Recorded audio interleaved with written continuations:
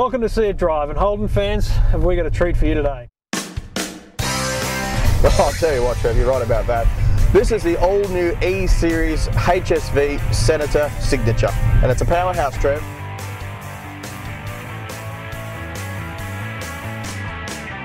The car lover's dream. There's actually a few really simple ways to describe this car. Luxury, power, performance, and everything about that is subtle. Absolutely understated, yet brutal. Walking up to the car, you're not overwhelmed by big spoilers and skirts and things. This is an elegant design with performance in mind. There's a beautiful black skirt that runs around the whole bottom trim, a small subtle spoiler on the back, and just a very nice looking grille. Sit inside, and a leather suede combination throughout the cabin just exude luxury and comfort.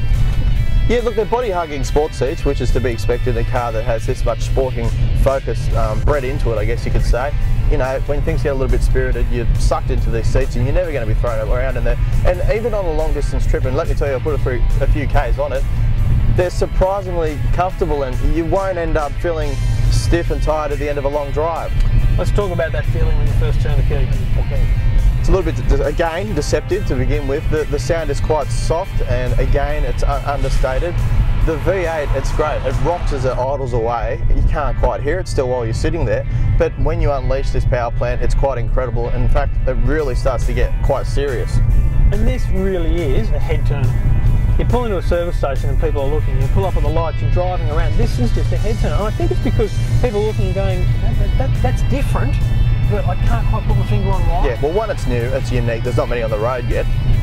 True, but I think what I'm getting at is it's that thing we keep talking about is the understatedness of it. There's no big spoilers and things, people just look at it and go, it's just beefy. Yeah, there's been countless times when I've pulled up to a service station. In fact, I've even had people with a set of lights wind down their window and you're like, what's that, what's going on? I mean, what are you driving? This is great. People love it, and if you're into that sort of thing, it's very good for your ego, let me tell you. Okay.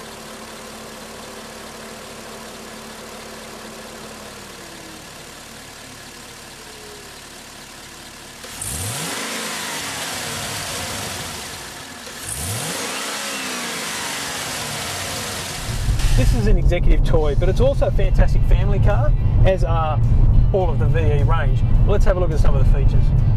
All right, well, we've talked about the seats. Well, let's firstly concentrate on what we see as you drive right in front of you. We've got the, of course, dashboard here. We've got the tachos and all those sorts of things. We've got 3 display windows, which comes standard across the whole VE range, which display simple things such as... But the difference in the VE to the HSV E-Series is the actual dials. Oh, the display readout, which is difficult to read. I mean, that's a lot of people have said that. Why? White background with black backlighting, which is fine, but turn the lights on and get into this is late afternoon, early evening here now, and it's actually, I can look across now, I think it's quite hard to see those letters and numbers. Yeah, well, dials should be designed to be able to be easily interpreted at a quick glance, and in this car, that's not the case. It's a little bit disappointing. It looks nice, but it's just hard to read. On the outside, there's one phenomenal difference that HSV have done in the E-Series, and it's the body moulding at the rear. What they've done is, on the VE range, the rear lights are at the absolute boot line, at the top of the boot line. In the E-Series HSV, they've actually dropped the lights down again, similar to the Monaro. They've dropped them down maybe 10-15 centimetres and around dropped the edges, and they've created an amazing display of LED lights. Yeah, the tail lights are amazing. They're these twin intercepting LED lights, which are just create this phenomenal classy look and quite unique. You don't see it on many cars at all. It's very European, as a matter of fact, the use of LED lights. The indicators are also LED, and the great thing I like, and well, you should be able to see it in this vision, is the LEDs are the same for the tail lights and the brake lights. What happens though is there's more power goes in them, so they'll go brighter when the brakes run. So there's not actually 2 separate lights for the tail and the brake lights. They're the same set of LEDs, but they just light up more when the brakes are on. Just on the rear end, and it is quite a good looking rear end. But one thing that disappoints me a little is the body kit that HSV has used to cover up, as you said, where the VE lights reach up to the... Yeah, it's a little plastic. It's plastic. It doesn't sit flush with the rest of the panels, but it's a small thing, and you know, if that's the worst thing we can complain about in this car, well, it's doing okay. Well, let's talk about the engine. It's the Generation 4 LS2 V8, 307 kilowatts, 6 litres.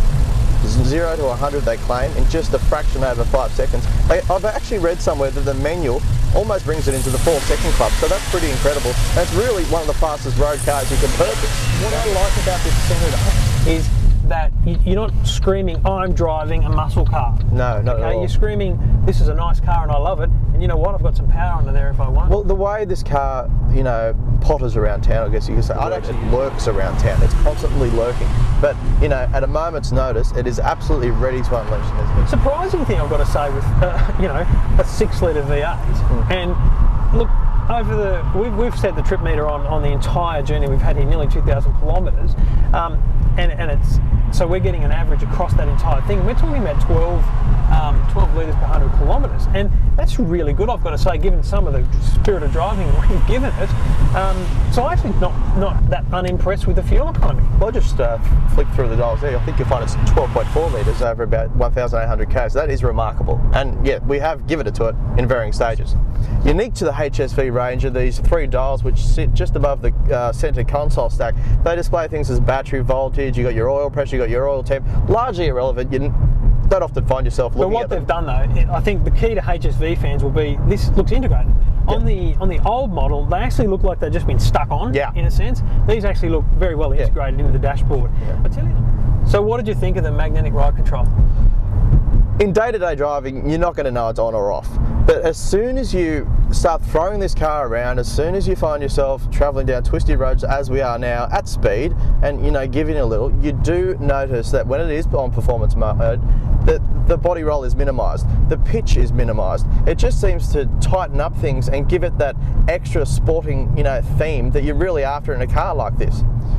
While we're talking about throwing it around corners, the ESP, which is apparently it's been tuned to suit HSV needs, is slightly different to what you'll find in the VE range.